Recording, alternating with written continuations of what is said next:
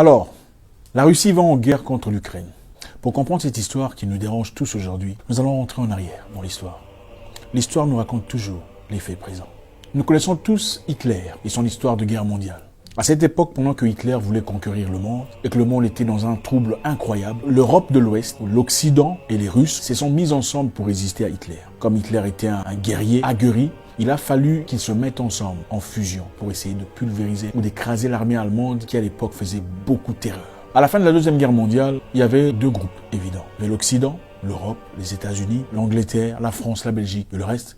Et à droite, l'Union soviétique, la Russie, l'Ukraine, la Roumanie et le reste. Ces deux groupes de personnes vivaient dans deux mondes complètement différents. Ils ne partageaient pas nécessairement les valeurs, pas nécessairement leurs idées politiques ou leur idéologie sociale. En 1945, on a créé ce qu'on appelle les Nations Unies, dans le but de fédérer tout le monde, d'apporter la paix, la gentillesse, la sympathie entre pays. Finalement, on peut vivre en paix dans un monde meilleur. Évidemment, partant de l'idée d'une deuxième guerre mondiale qui a réclamé beaucoup de vies, il était tout à fait normal de chercher à trouver un moyen de collaborer. Malheureusement, comme l'homme est mauvais, méchant, la jalousie naquit très vite entre les deux groupes. L'Europe, que vous connaissez aujourd'hui, a commencé à avoir des ressentiments à l'égard des soviets, qui étaient un groupe d'hommes forts. En 1948, on crée ce qu'on appelle le traité de Bruxelles, Brussels Treaty, qui unissait la Belgique, la France, la Hollande, la Grande-Bretagne. L'objectif était de fédérer ces pays et de créer une force armée. En effet, pour imbriquer à une union qui existait déjà entre la France et l'Angleterre. Je répète, le traité de Bruxelles, où il y a la France, la Belgique, la Hollande, l'Angleterre, a été créé dans le but de créer une force armée pouvant résister aux ennemis. Et cette histoire a été imbriquée à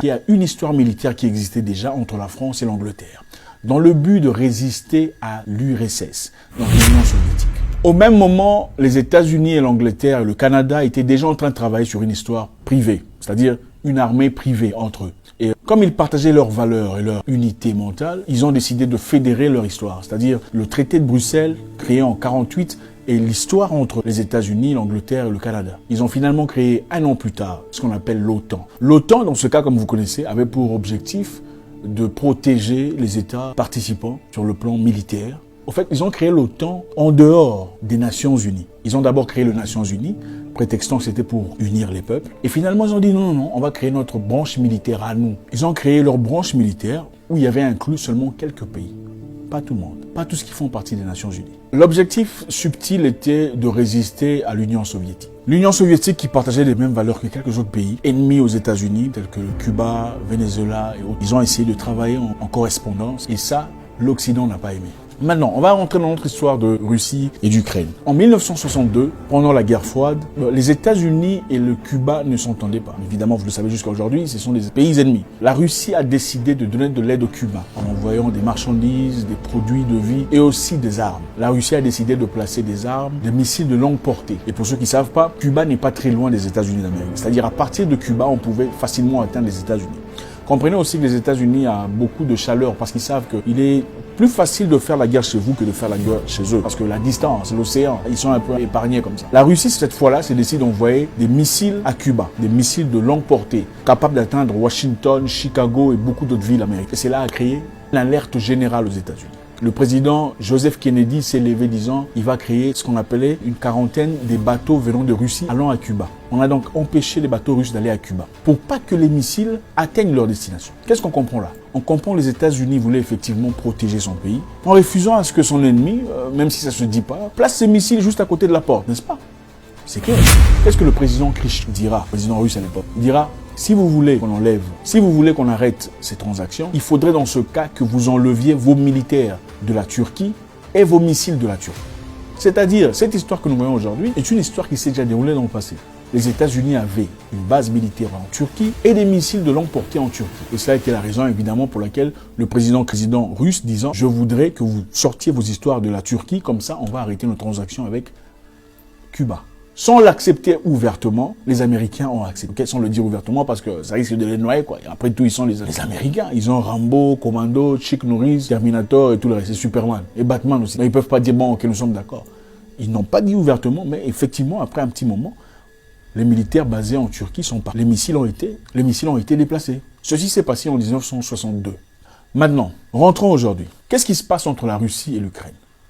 Plusieurs années plus tard, l'OTAN a pu convaincre beaucoup de pays appartenant aux soviets de faire partie de leur groupe de personnes. acceptant ainsi leur mentalité. Vous connaissez de quoi je parle, papa, maman, et tout le reste, vous comprenez. La Russie a dit, il ne faudrait pas que vous veniez de notre côté. Il faudrait à un certain moment arrêter.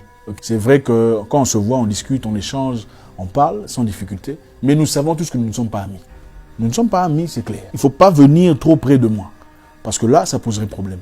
Parce qu'évidemment, quand la Russie a placé ses histoires à Cuba, les États-Unis ont réagi. Maintenant, je vous dis, les États-Unis, qui est leader de l'OTAN qui a fait beaucoup de guerres, vous connaissez, pour ne citer que l'Irak, l'Afghanistan, la Syrie, la Libye, les guerres qui commencent, les guerres sans nom, sans l'autorisation de l'Union, ils bombardent, ils changent de constitution, changent de gouvernement, transforment des pays en cendres, sans que personne ne dise. Au nom de qui, on ne sait pas. La raison pour laquelle la Russie réagit à l'égard de l'Ukraine, c'est parce que l'Ukraine a fait une demande de faire partie de l'OTAN.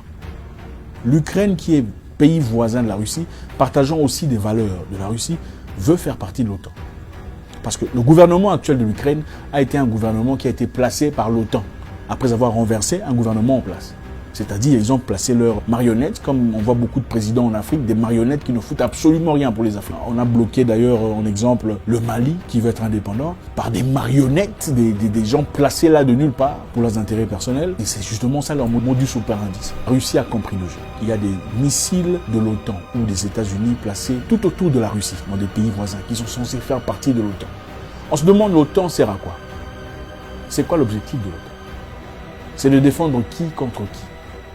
S'ils sont censés être prétendument promoteurs de paix et de tranquillité sur la Terre, pourquoi on a besoin d'une armée aussi forte? C'est contre qui? La réaction de la Russie est celle-ci. L'Ukraine ne peut pas faire partie de l'OTAN. Ça placerait les missiles de l'OTAN juste à la porte de la Russie. Et au cas où ils voudraient porter atteinte à la Russie, ça serait très facile. Il en faudrait simplement 5 minutes pour exploser une missile venant de l'Ukraine à la Russie. Comme l'OTAN et tout le reste qui se prétend Nations Unies, tout le reste qui ne sont même pas Nations Unies, vous savez, c'est un groupe de personnes qui veulent dominer le monde, ont refusé d'écouter la demande de Poutine, consistant à empêcher ou à refuser la demande de l'Ukraine de faire partie de l'OTAN. La Russie a finalement dit, je prendrai mes propres solutions. Et voilà la raison pour laquelle les Russes sont en Ukraine. Comprenez qu'en Ukraine, il y a beaucoup de populations qui s'expriment en russe, qui ne parlent pas ukrainien, vivent là, mais s'expriment en russe. Ils font partie des mêmes peuples. Donc tout ce que vous voyez là à la télé, on vous raconte Poutine est dictateur, Poutine est machin histoire. Je ne sais pas c'est quel genre de dictature. Qui accepterait de voir peut-être son servant de la maison discuter avec le voisin méchant qui ne vous aime pas, qui a déjà tenté de vous empoisonner une fois? Personne ne l'accepterait. Imaginez-vous que la Chine emmène ses armes et ses bombes nucléaires juste à côté, au Mexique. Vous pensez que les États-Unis seraient contents? Absolument pas. Ils réagiraient. Donc la réaction de Poutine est tout à fait légitime.